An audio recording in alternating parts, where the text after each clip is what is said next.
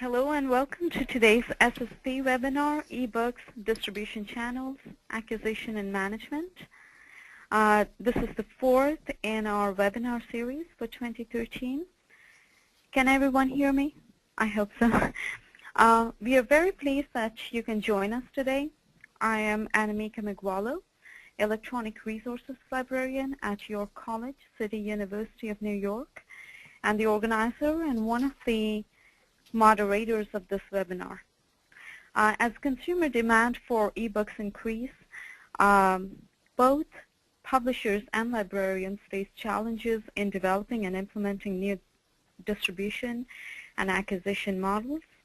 Today you will hear from the panelists who will talk about issues and developments of the channels and models for ebook acquisition. So before we get started, there are just a few housekeeping items to cover. Your phone will be muted automatically in consideration of our presenters and your fellow webinar participants. Please use the text chat feature set to organizers and panelists only to send in questions or notify us that you're having technical difficulties. Also, please specify to which presenter you would like your questions directed. Questions can be sent at any time, but will be compiled and presented to the panelists once all presentations are completed. At the conclusion of today's presentation, you will receive a webinar evaluation via email. We encourage you to provide feedback so we can continually improve the SSP webinar program. You will also receive a link via email to the recorded broadcast of this webinar and to the slides. So our first presenter is Tim Cross, Marketing Product Manager at Allen Press. He is also the second moderator for this webinar. Tim joined Allen Press in 2003 and has worked in a number of areas of the company, including editorial services, content management, product development, and marketing. His primary focus is on author-to-reader solutions for scholarly publishers, including ebooks, composition, free editing, and digital workflows. It is now my pleasure to turn the webinar over to our first presenter, Tim Cross, who will talk about ebook distribution channels. Tim? Thank you, Anamika. The webinar today is going to be two parts. First, I'm going to start with an overview of retail distribution channels for ebooks, and I'll be moving through that fairly quickly so that Nancy and Angela have enough time. They're going to offer an in-depth look at ebook acquisition in the library environment. I'm going to focus primarily on society publishers, and what I'd like to do is pose a series of questions and hopefully answer some of those.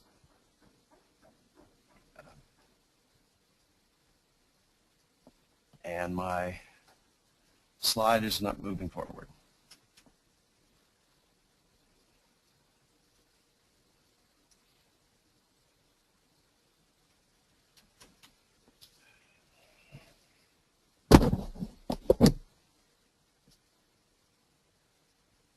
One moment, please.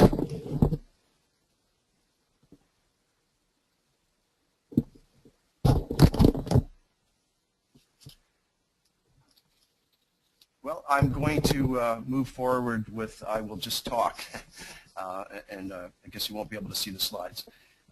So for some context, let's take a quick look at what commercial publishers are doing in the ebook space. Obviously, the large commercial publishers were early adopters into ebook. There's a number of reasons for this. They're large, they're profitable. They've got the resources to acquire assets, to partner, to negotiate, to develop new products. And they have a huge backlist. So for commercial publishers, it's a pretty easy business case to get into the ebook space. It was really integrated as an additional point of sale for current and future catalogs. I was going to go through a series of slides here to just show you what's happening out in the commercial publisher space, but If you look at Elsevier, for example, they have an ebook store, but they also sell, if you go in and pick a particular book, you also see that you can go out to Amazon and do that. If you go to the Springer bookstore, you obviously can buy an ebook there, but you can jump out to iTunes, out to Amazon, and even out to Google Play. Sage also has an ebook offering. They've partnered with ebooks.com, and so when you go to purchase an ebook at Sage, you jump out to ebooks.com. And Wiley also has a bookstore where they are doing the same thing that others are doing, where you can buy it on the bookstore and then also see it on Amazon as well. So let's look and see. Okay, now my slides are working. So as I was saying, there's Elsevier. I'll do a quick slide whip here.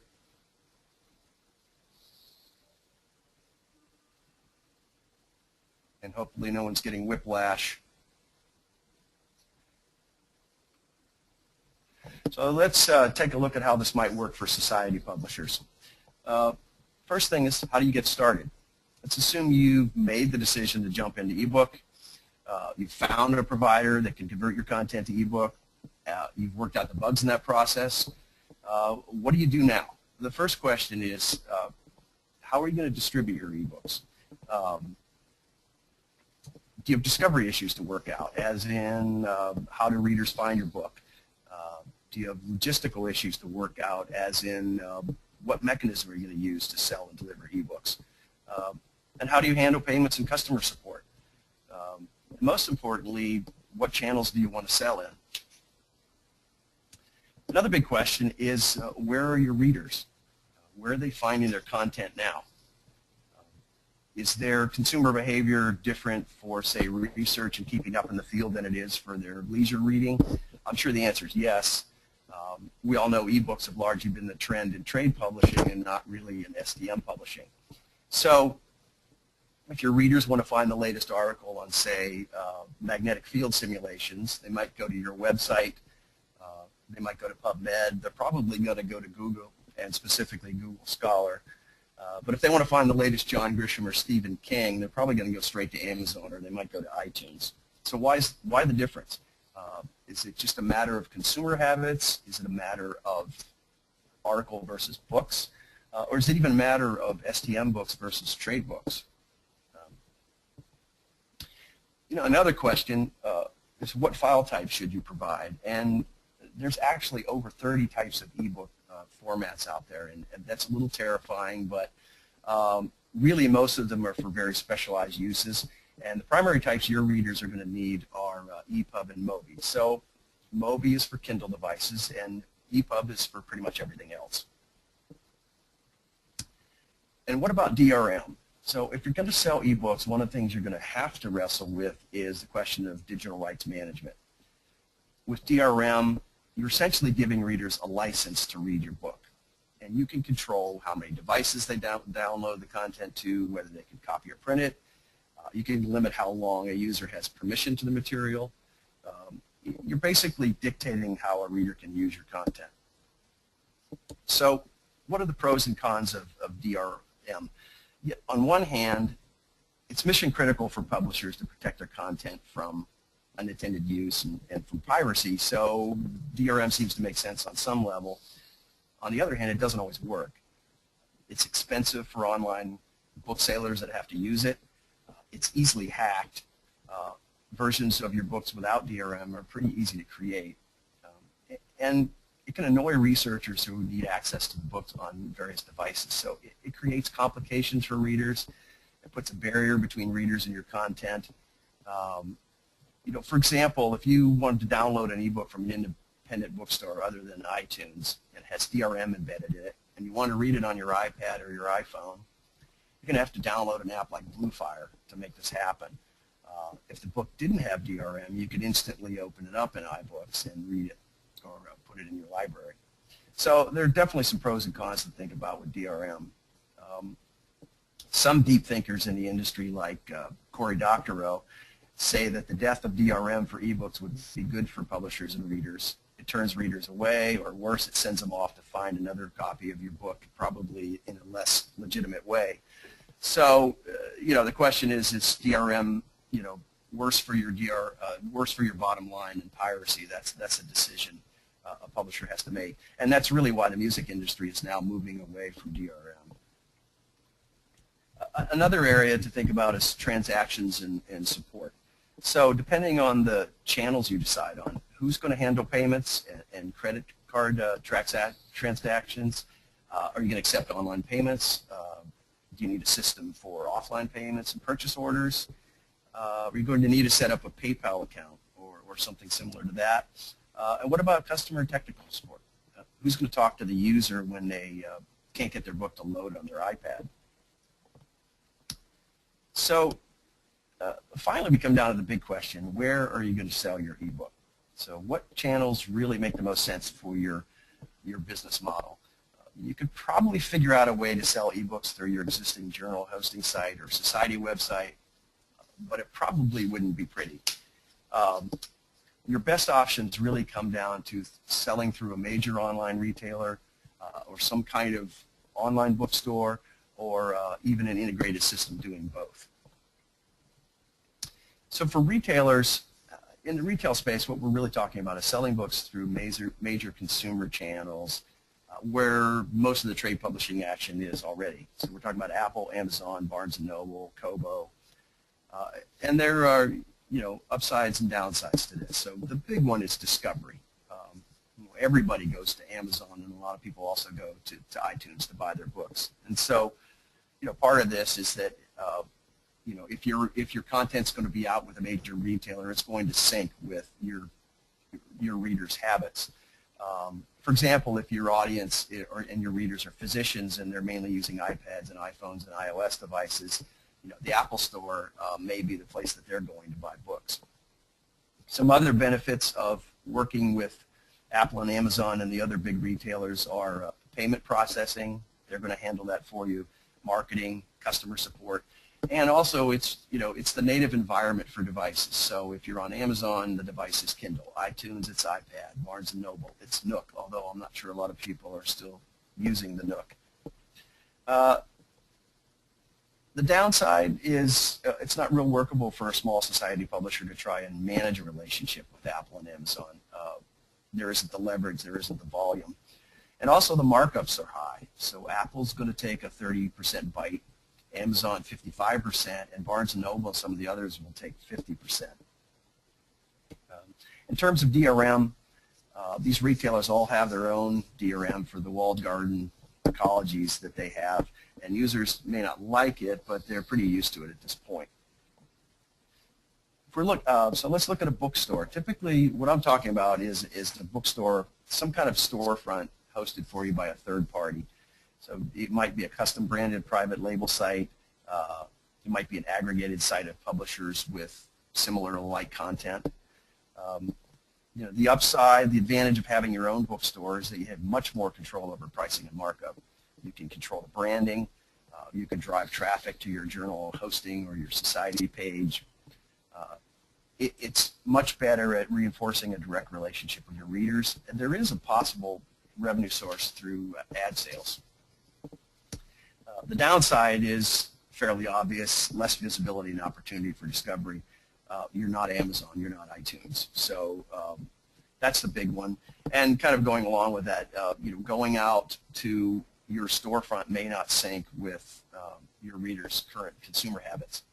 And another thing is that if you're selling ebooks with Apple or other retailers, they have rules about how you can price ebooks on your own site. In terms of DRM, for a bookstore of this kind, the most common way to do it is using Adobe Content Server, which means that your users are going to have to load Adobe Digital Editions on their devices. So in conclusion, from looking at the upsides and downsides of retailers and the independent bookstore, your best solution is going to be open up multiple channels, a combination of a bookstore and different retailer outlets.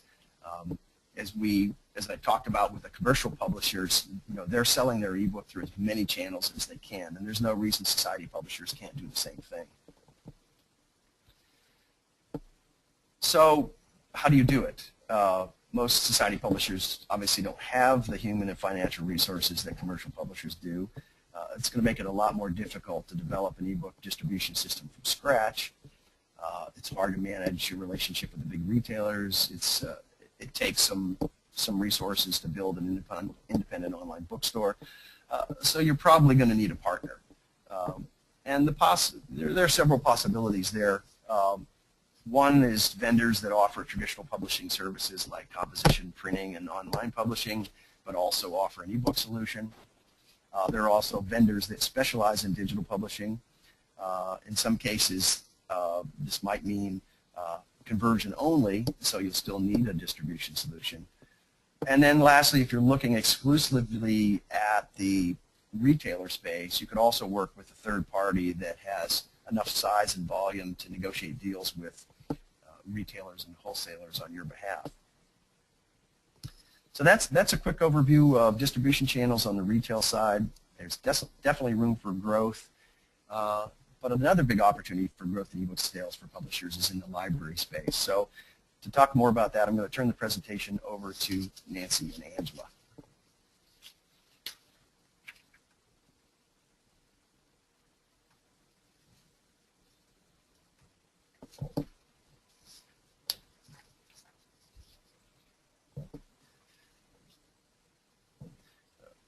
Nancy Egan has an MLS from Queens College, CUNY, and has been a librarian at John Jay College of Criminal Justice since 1997.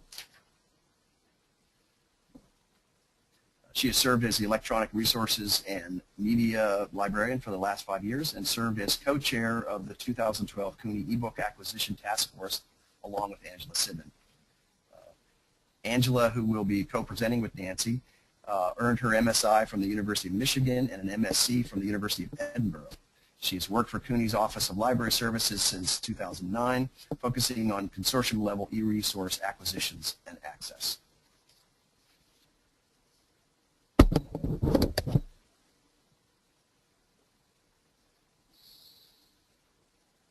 Hi, so can everyone hear me? And does everyone see my screen? Looks good. Great. Okay, thank you, Tim. Hi, everybody. This is going to be a two-part presentation about an evaluation tool that CUNY librarians developed to assess ebooks and ebook packages in the spring of 2012. The project was worked on by two task forces. I chaired the first task force, so I'm going to talk about that, and Angela and I co-chaired the second, so she's going to talk about the work of that group. But first, to get some background, let me just quickly talk a little about CUNY and how we manage our electronic resources here.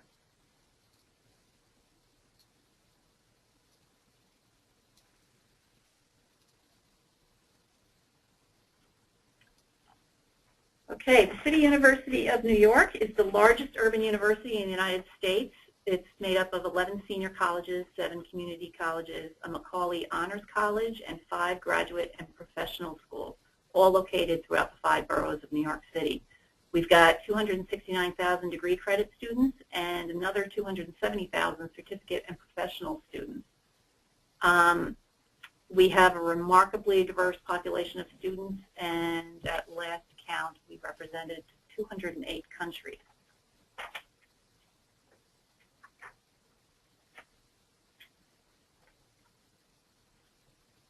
Okay, this is just a breakdown of how central office works with the branch library. Central office provides the background tools that link these separate institutions. They take care of things like the link resolver, authentication. They've got a cataloging unit, and we purchase or subscribe to some core e-resources through the Office of Library Services. However, all of the libraries, we have our own staff, budgets, missions, and collection development policies, and so we often purchase or subscribe to print or electronic resources for our own constituencies.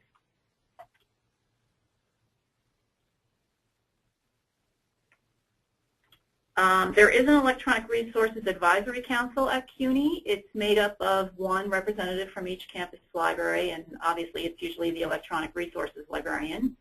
Many consortium pricing arrangements are discussed and decided at ERAC.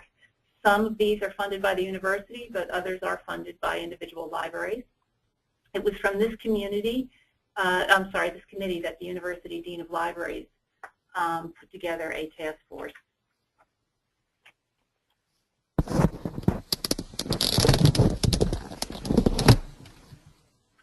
Okay, so back in January of 2010, the university had negotiated an all-in deal with eBrary for its large aggregator subscription package, eBrary Academic Complete. An all-in deal, meaning that all the community libraries had to agree to take part in the subscription. It was due to expire, however, in January of 13, and so the university librarian didn't want to just jump in and resubscribe, because at this point there had been some changes in the market. ProQuest had taken over eBrary, and EBSCO had joined the market of large aggregator subscription packages after it had acquired the former Net Library. And so they too were offering a large collection. And so the university librarian wanted to put together some task force that could, as is charged, develop the evaluative criteria we should use to determine which, if any, ebook collection would best suit the needs of the university.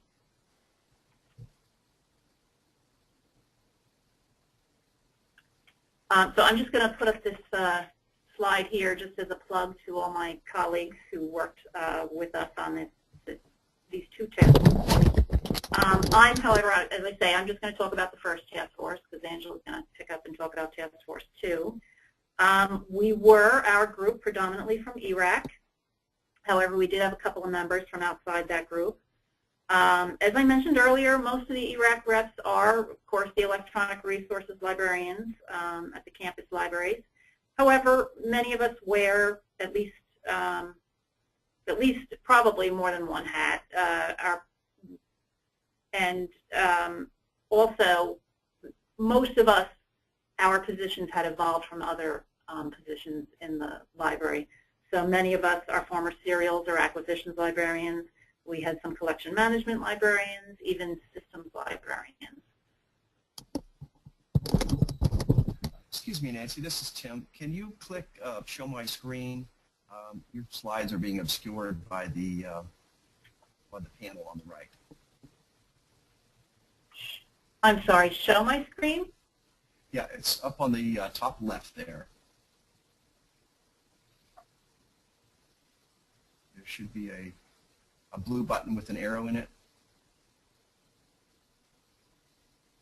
Yeah, I'm clicking on it. It's showing screen. Yeah, it does say showing screen.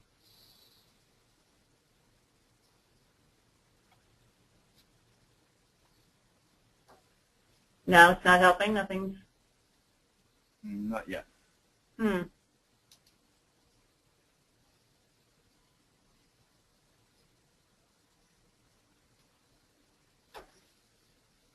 Yeah.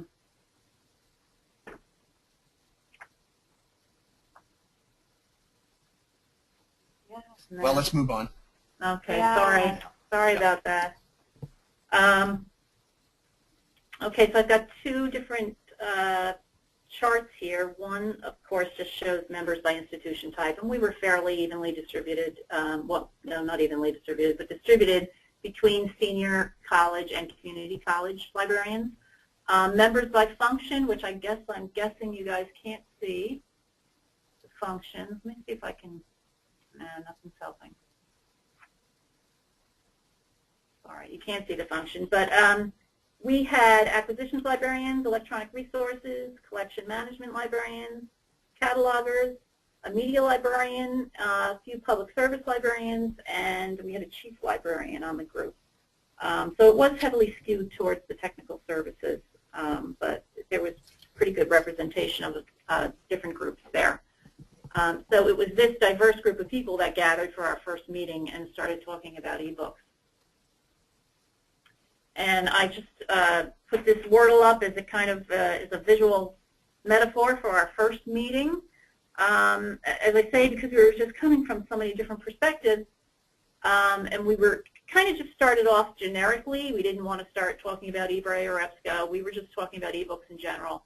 And everyone just started talking about their likes and dislikes, their pet peeves, and the conversation just, really just started throwing out a lot of different issues. So it became really clear that while, we know that ebooks offer an unprecedented, affordable way to increase our book holdings and to get books, quote unquote, into patrons' hands. However, clearly we were coming across a lot of issues along the way. But more importantly, there were a lot of issues that our colleagues were encountering in their separate roles that others of us weren't aware of. And so that, to me, was why that first meeting was just really just very interesting and eye-opening. And so as a result of that, and as a result of our conversation, we kind of took it upon ourselves to broaden the mission of this group. And we decided that we would develop a tool that could be used in evaluating ebooks in any acquisition scenario, so not just for this purpose that the university librarian had asked us. And we wanted to develop a tool that would help educate librarians on all the issues of ebooks. So right away, when we started talking, I opened up a Word document, projected it on the wall, and we just started putting up all these little issues into this document, and eventually they started falling into broad categories. The categories here, so for instance, ease of procurement. There were things like affordability, whether the invoices are in acceptable format, whether the vendor was on a state contract, content. This was the quality of publishers, their currency, but also the stability of publishers. So are the underlying contracts in aggregator packages such that we wouldn't be worried about publishers pulling out of the package? Technical requirements. Does it work? Does the platform run on all in all browsers? Are there any plugins required? Things like licensing terms. Does the language allow for ILL? What is the definition of a user in the license? Collection building. These are issues that these really didn't pertain to the big this particular deal. This was things like, is there a minimum number of books that you have to order with a vendor? Does the vendor sell through a wholesaler? And then cataloging and catalog maintenance. What are the quality of the MARC records? Are MARC records part of the price? Does the company report drop titles in a timely fashion? Compatibility with library resources. Is content discovery do permanent URLs work?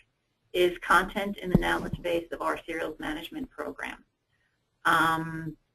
Things under administrative functions, that is the admin module usable and straightforward, and what can a library do locally than what has to be done on the vendor's end? User experience, which of course was... Excuse me, Nancy, this is Tim again. Can yeah? you click on the orange arrow at the top? We're still getting your slides obscured.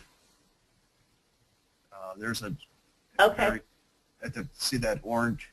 There's an arrow and an orange button. Yes, I just clicked on it. Did that work? That looks better. Okay. Yep. Sorry. Okay.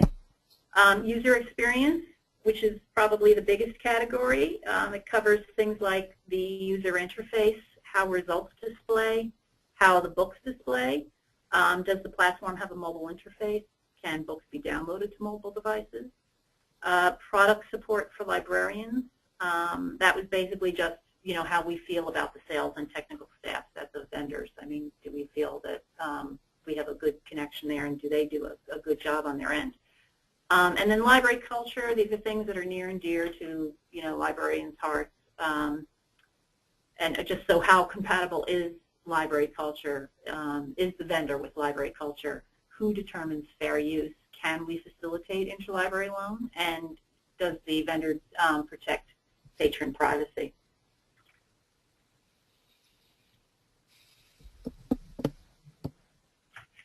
So with those broad categories, we created an outline, And then we just assigned at least one librarian to every category. Most of the categories were very easy to assign because there was always somebody in the group who said, oh, please let me take that. I'd like to, work on that area.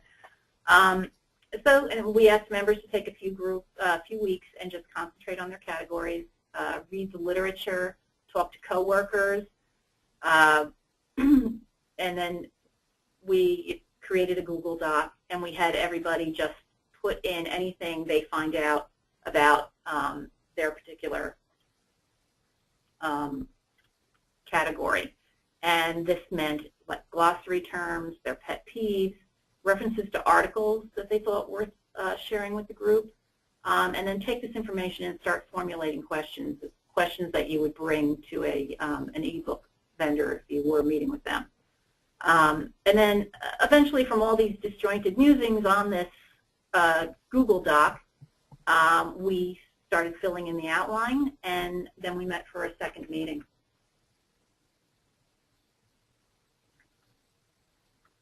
And here I have the URL I put up the spreadsheet that we did eventually come up with and the task force report. And so you'll have that URL, you'll have that URL, and you can go and look at that spreadsheet anytime you like. So by the second meeting, we were starting to, we were in good shape. We were starting to look good. We had fleshed out the categories, and we even developed some subcategories.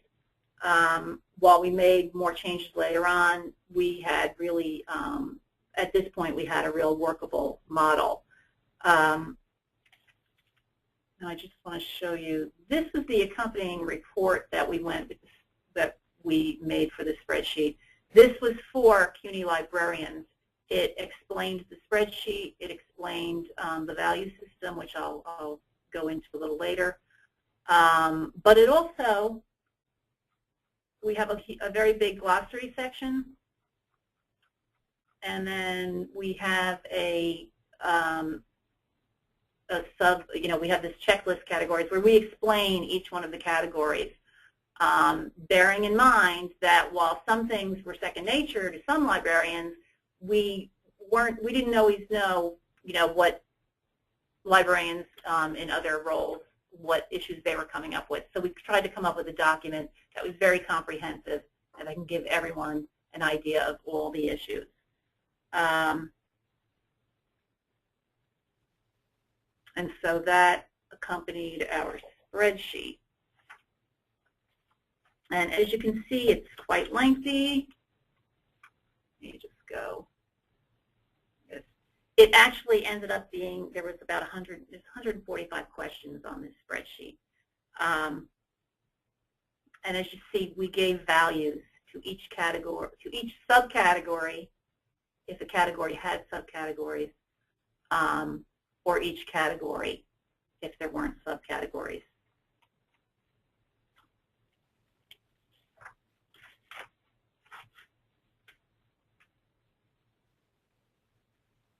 Okay, now we think this spreadsheet can be used for any ebook scenario, whether you're purchasing or subscribing or buying a number of ebooks or an entire collection.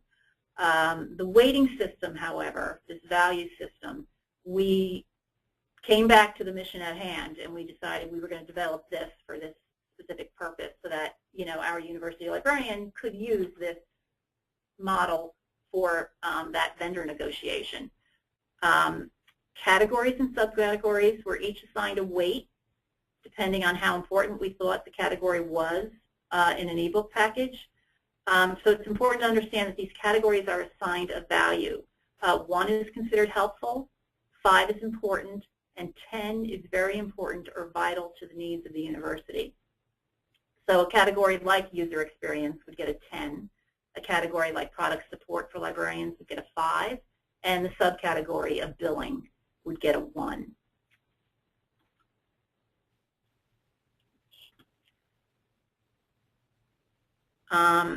As I said, there are 145 questions on the spreadsheet, so we don't think that anybody would actually ask a vendor all of those questions. Instead, the questions are really just suggestive for the category, or they're supposed to help you flesh out the category.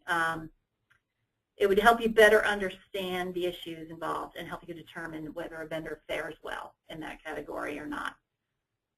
So in the value system, if you are using this and you think that the vendor meets the criteria to your satisfaction, then the vendor would get the points for that category. The total on the spreadsheet is 215. That's the most points that a vendor can get. And so we did hand this tool. Oops, I'm behind. Sorry. The weighting system is explained in that accompanying report, so I hope if I got a little confusing, I think it's a little better in the report. We handed this tool to the university librarian and the ERAC committee, and he liked it so much that he handed it back to us after a couple weeks and said, would you mind getting the task force together and then applying this model to the two ebook vendors? So I said, sure, but that we really should have somebody from the central office on the task force, as these are the people who are going to be meeting with the vendors. So Angela Sidman graciously agreed to co-chair the second task force with me. Not everybody from the first group could work on the second portion, so we asked for volunteers to work on the second task force. And that was kind of gratifying because after we had given the report and spreadsheet to ERAC, we got a lot of volunteers. People were very interested in working on it with us. Now, before I turn this over to Angela, I just want to offer a disclaimer. By the end of this project, because it was successful, we did end up choosing an ebook package. However, we don't want this to sound like a recommendation of one package over the other, or a recommendation against one of the packages. We thought both products were really excellent, and one thing we all agreed on was that we would be quite happy with either product. But what we really learned from this exercise was that how a large deal can sometimes hinge upon a very small or a few very small factors. So with that, I'm going to turn the controls over to Angela. Great. Thank you, Nancy. So I am going to talk about part 2, the application of the evaluation tool that Nancy's group built. And when this second task force convened, we really had 2 goals. We needed to choose a new ebook package. You know, as Nancy described in her opening, CUNY is a really diverse environment serving all sorts of students at all sorts of level of academic study, from community colleges through graduate students through faculty. And so when we license university-wide resources, it's important to us that we are choosing products that best serve the needs of the most people in our very large community. So we were planning to apply the checklist to evaluate these 2 subscription ebook packages against that criteria.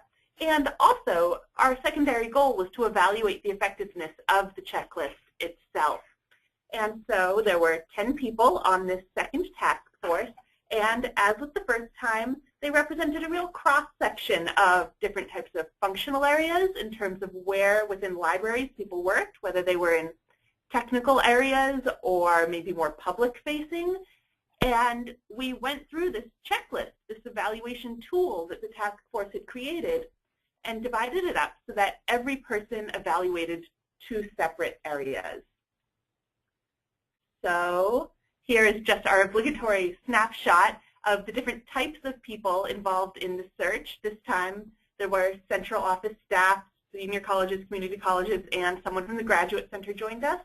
And once again, people from throughout the library system, from all spheres of work and experience with ebooks.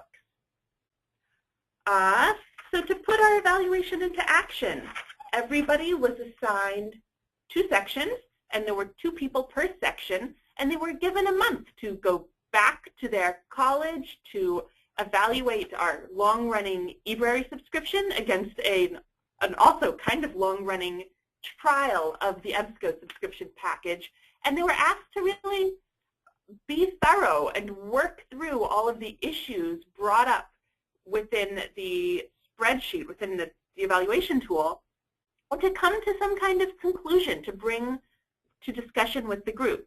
And these conclusions could be based on their own evaluations, but also information provided by the vendor or feedback from colleagues. And as an example of that, one of the two areas I worked on was cataloging and catalog maintenance. And so to do this, I had MARC records, which had been received from eBrary and loaded into our catalog as they are monthly because we're a customer, and also received trial records from EBSCO that I then edited to meet CUNY needs to match CUNY formatting and loaded into the stage version, the test version of our catalog, and asked a few catalogers from different campuses to look at them and compare them and give me feedback. And so that's the kind of thing that happened throughout with each section that anyone was given to look at. We had sample licenses, we had people downloading on all sorts of devices. Regardless of the area, people really went in from different angles and were really interrogating these products. So with that done, we came back together a month later and we evaluated the checklist and we evaluated the ebooks. And in evaluating the checklist, we had a lot of questions. As you could tell, a lot of work went into building this tool. And so there were things we wanted to know about how well it worked for us. Would it help us evaluate the products fully? Was the list long enough? Did it actually give us a good 360 of an ebook subscription package? Would assigning all or nothing points work? And that's kind of the trickiest part of the checklist, which Nancy was going over, where rather than giving points within a range, values were assigned 1, 5, or 10, and if a package more or less met that level, it either got the points, or if it was not satisfactory, it got 0. But it was an all or nothing game, and we were interested in seeing if that was an effective way to judge. And, I mean, importantly, part of the reason that was implemented was because we wanted to keep discussion productive. Sometimes you just need to make a decision, and in an environment like ours, where you have a lot of opinions and a lot of committees and a lot of people and points of views represented, discussing whether something should get 5 or 6 points out of 10 could kill an hour. Having all or nothing points, we were interested in seeing if that would keep us on track and productive. And finally, in seeing whether one package would really come out a clear winner. Was this going to help us make a recommendation for how to move ahead? So the good news was that we found that, as Nancy said, both ebook packages were excellent.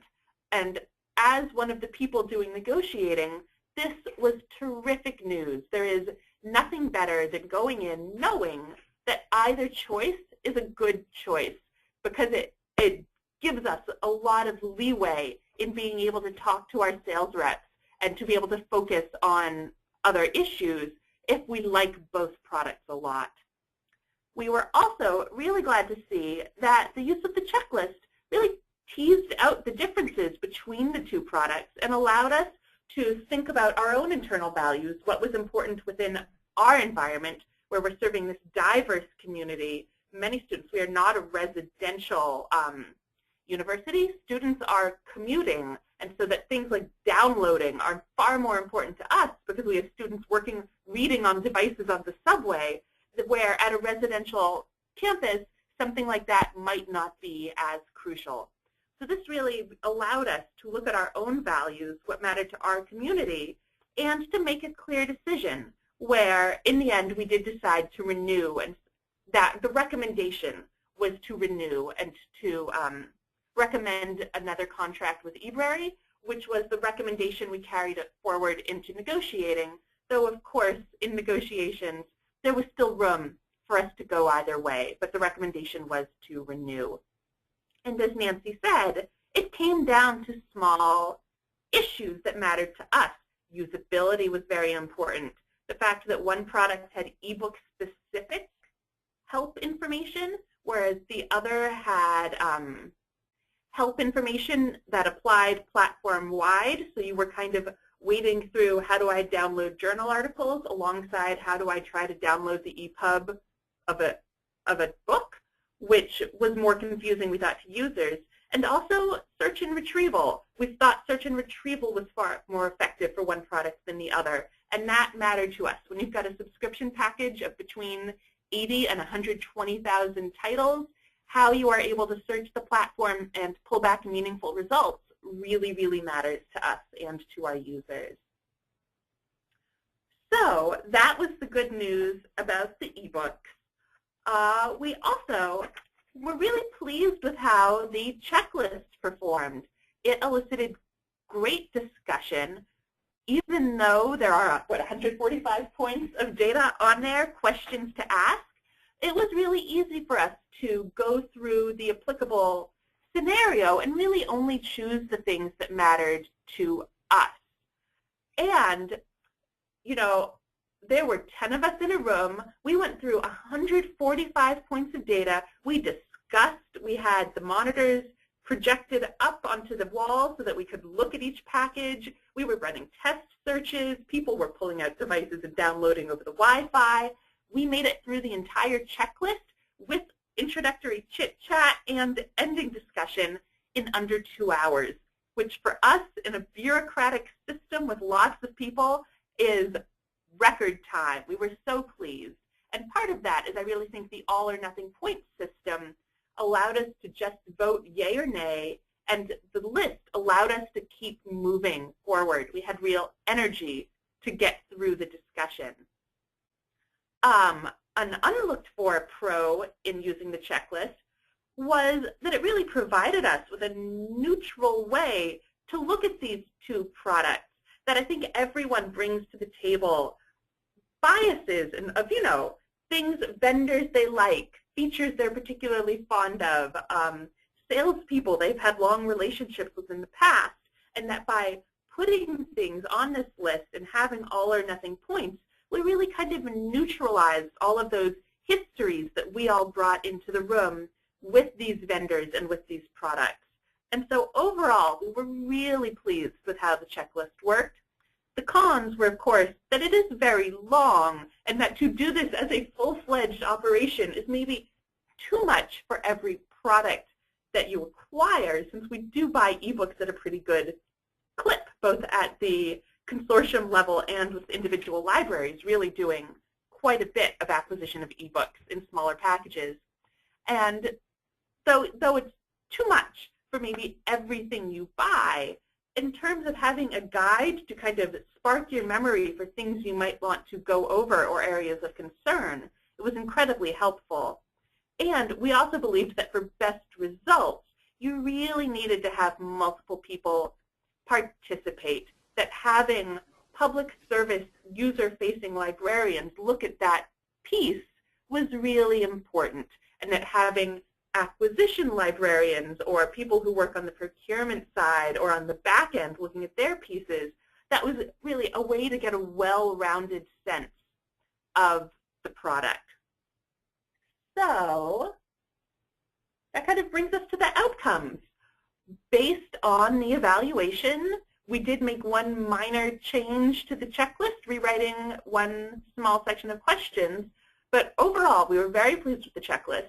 We wrote up our findings and our recommendation into a report, which was shared with the university librarian, the e-resources committee, and also sent out to the internal listserv of librarians at CUNY, which has about between 300 and 350 librarians on it.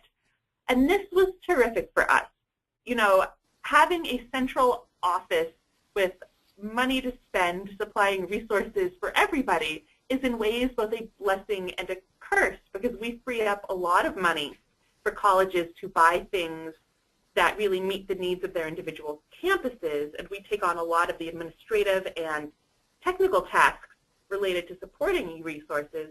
But also, you know, you need to be careful. In a centralized situation like this, no one wants to feel like an office is making decisions without their input or ruling by fiat.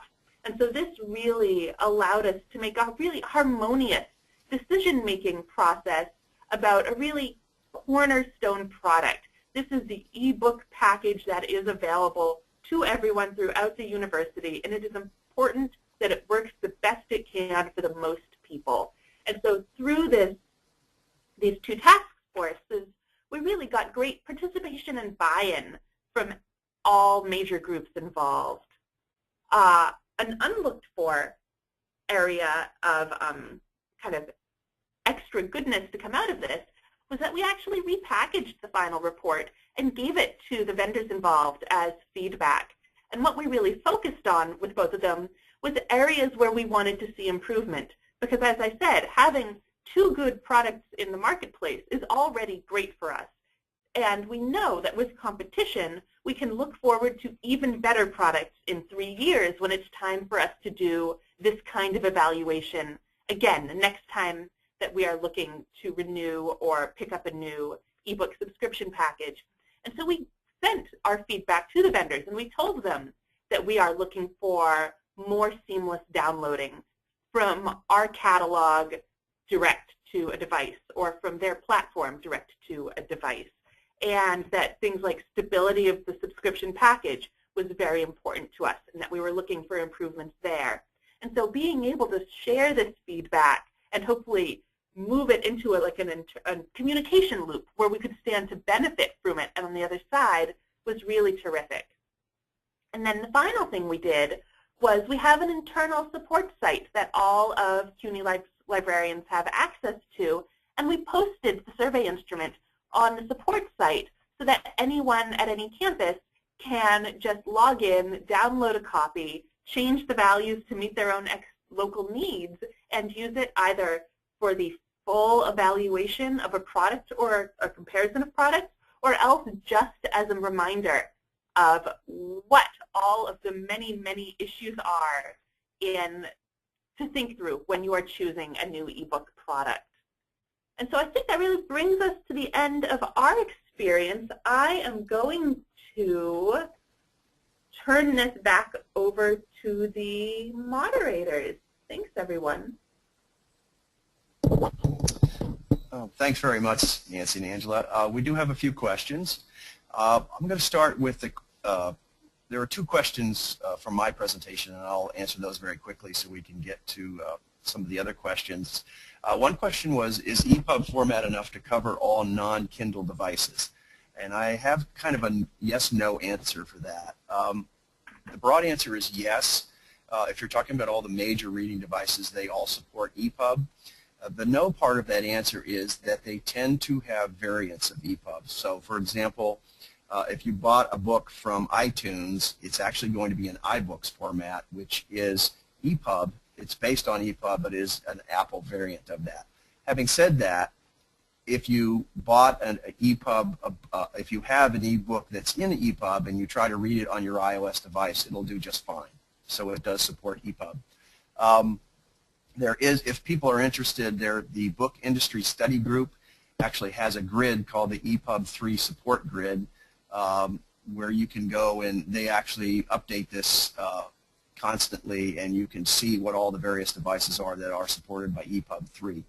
The other question that sort of dovetails in with that is, it says, any statistics on what percentage of book sales from the society world came from ebook sales, wondering how much it has picked up in the last couple of years. I don't have in front of me an actual percentage, but as the person who asked the question is alluding to, the pickup has not been, the pickup in the STM world for ebook has not been anywhere near what we see in trade publishing. This, a lot of us hope this would change with EPUB 3, where you're getting things like fixed layout and support for MathML. And some have called for EPUB 3 to really replace PDF at some point. But we really, it's slowly ramping up, and we see an increase every year. I don't have the exact percentage. But I think what it really comes down to is specific use cases. I think as readers of a specific journal or a specific field need to have certain things in a book that's not available in a PDF. If they need more things like mixed media and things like that, I think you will see individual publishers probably moving more to ebook and moving more to EPUB 3. So on to the questions from on the library presentation. A couple of these are just sort of housekeeping. Can the librarian share what the name of the final ebooks package chosen was? Sure. The task force recommended that eBrary was their preferred package, and following negotiations, that was in fact what we went with. Okay. To Nancy, is the spreadsheet for the evaluation publicly available? Yes. When you get the PowerPoint presentation, the URL for, I put the spreadsheet and the report is on a LibGuide, and I sent you the URL to the LibGuide. Okay. And the other question was similar. Will we receive a copy of all the slides in the spreadsheet that you're attempting to show? Would be great. We can't really see the full sheet of the slides in full, so it sounds like you've addressed that. Okay. It's a lot of scrolling. Yeah. Yeah, okay. Understood. And that actually is all of our questions. So with that, I'll turn it back over to Anamika for some wrap-up. Thank you, Tim. I wanted to thank Tim, Angela, and Nancy for such informative presentation. Thank you all for attending. If you do not have any question right now, I would ask you to take some time to respond to the webinar evaluation you'll be receiving via email. It really helps us improve the SSP webinar programs. And with that, our session is concluded. Have a good day. Thank you. Thank you.